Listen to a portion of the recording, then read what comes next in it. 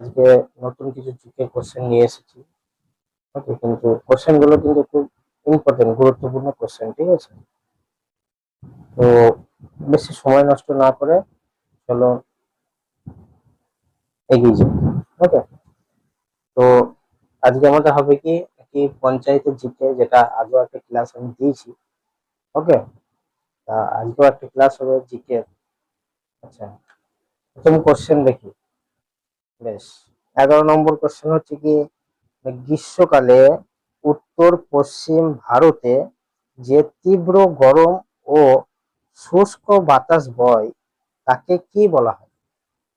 আবার বলছি শোনো, গ্রীষ্মকালে উত্তর পশ্চিম ভারতে যে তীব্র গরম শুষ্ক বাতাস বয় তাকে কি বলা হয়?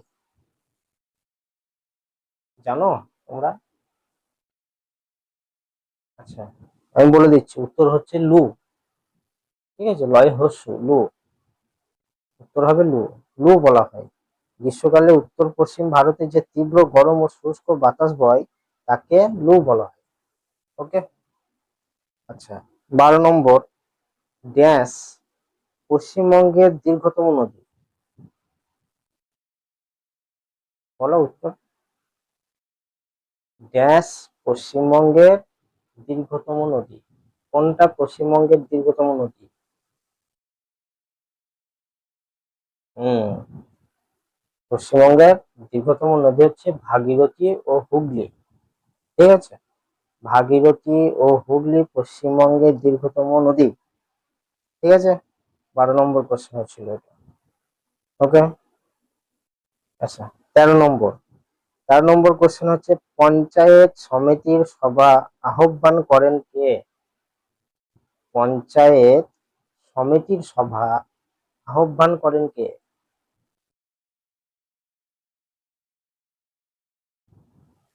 আবার বলছি শোনো, পঞ্চায়েত সমিতির সভা আহ্বান করেন কে?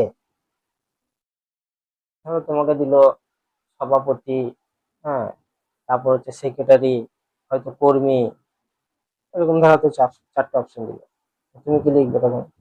তখন অপশন হবে, উত্তর হবে সভাপতি। সভাপতি পঞ্চায়েত সমিতির সভা আহ্বান করে। ঠিক আছে, সভাপতির কাজই যে সভাটাকে নিয়ে চলা। ওকে, তাহলে তোমাদের 13টা কোশ্চেন কিন্তু হয়ে গেল। ওকে, ঠিক আছে। আচ্ছা, 14 নম্বর কোশ্চেন হচ্ছে, এলপিজি সিলিন্ডারে প্রধানত কোন কোন গ্যাস থাকে? 14 নম্বর কোশ্চেন হচ্ছে, এলপিজি সিলিন্ডারে কোন কোন গ্যাস থাকে? ঠিক বলেছো, প্রোপেন ও বিউটেন। প্রোপেন ও বিউটেন এলপিজি সিলিন্ডারে থাকে। ঠিক আছে, প্রোপেন, পয়রা ফেলা ওকার পয়কার দন্তন্য, প্রোপেন ও বয়হস্যি হস্য টয়কার দন্তন্য বিউটেন। ওকে, ঠিক আছে।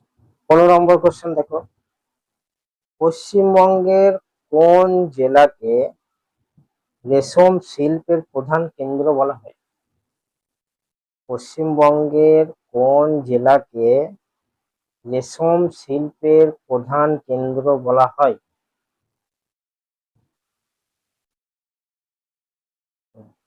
ঠিক, মুর্শিদাবাদকে পশ্চিমবঙ্গের প্রধান রেশম শিল্পের কেন্দ্র বলা হয়। ওকে, মুর্শিদাবাদ, উত্তর হবে মুর্শিদাবাদ।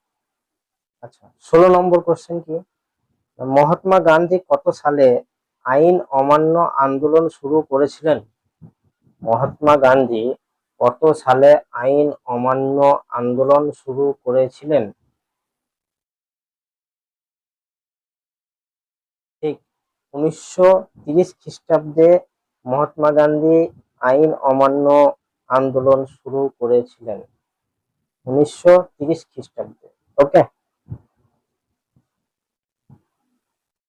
তোমরা খাতা নিয়ে রেডি থাকো, খাতাতে একটু লিখতে বললাম তোমাদের। আসলে আমার বোর্ড তো ছোট, এবার লিখতে লিখতে আরো হয়তো ভিডিও প্রচুর বড় হয়ে যাবে। ঠিক আছে, আচ্ছা, 17 নম্বর কোশ্চেন লিখো। 17 নম্বর কোশ্চেন হচ্ছে কি, যখন ছোট ছিলাম বইটি কার আত্মজীবনী? যখন ছোট ছিলাম বইটি কার আত্মজীবনী? যখন ছোট ছিলাম বইটি কার আত্মজীবনী? বলো। পড়োনি তোমরা? হ্যাঁ, তাহলে সত্যজিৎ রায়ের।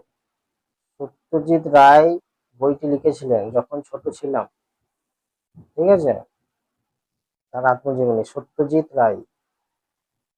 আচ্ছা, হয়েছে। হ্যাঁ। আচ্ছা, 18 নম্বর কোশ্চেন কি? পশ্চিমবঙ্গের সর্বোচ্চ পর্বতশৃঙ্গ কোনটি?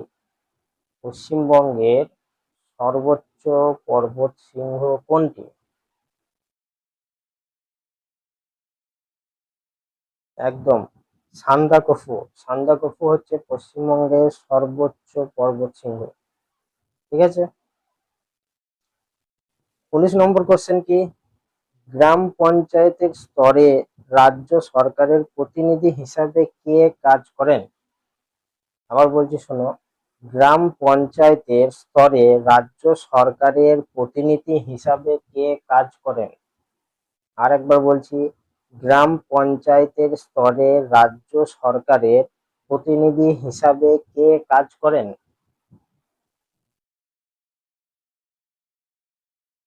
না, এর উত্তর হবে সচিব।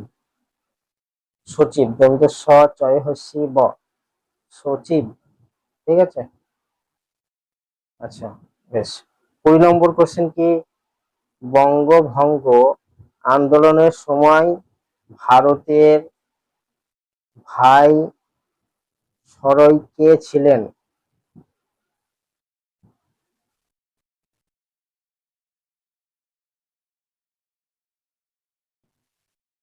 বঙ্গভঙ্গ আন্দোলনের সময় ভারতের ভাই সরই কে ছিলেন? সরই, দন্ত স, র, অন্ত্যেষ্ঠ, সরই।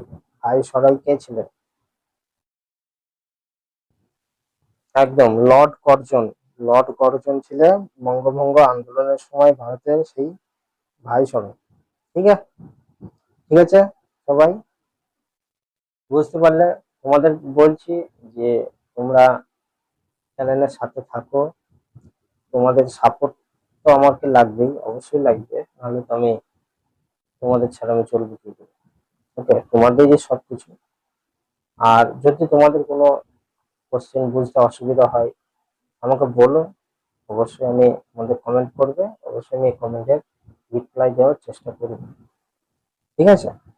আর চ্যানেলটি যদি ভালো লাগে, ভিডিওটি যদি ভালো লাগে, অবশ্যই লাইক, সাবস্ক্রাইব, শেয়ার করে দিও। চ্যানেলটিকে বড় করার দায়িত্ব কিন্তু তোমাদেরই, ঠিক আছে? আর যাই হোক, আজকে নিয়ে জিকে ক্লাস হলো। এর আগেও একটা জিকে ক্লাস হয়েছে, এরপরও জিকে ক্লাস হবে, বাংলাও হবে। এবং আমি হয়তো কোনো ভিডিওতে হয়তো সেখানে পিডিএফও দিয়ে দিতে পারি তোমাদের সুবিধার্থে, ঠিক আছে? তো আজকের মতো এইটুকুই। তোমাদেরকে পরের ভিডিওতে তোমাদের সাথে আবার দেখা হবে। ওকে, টাটা।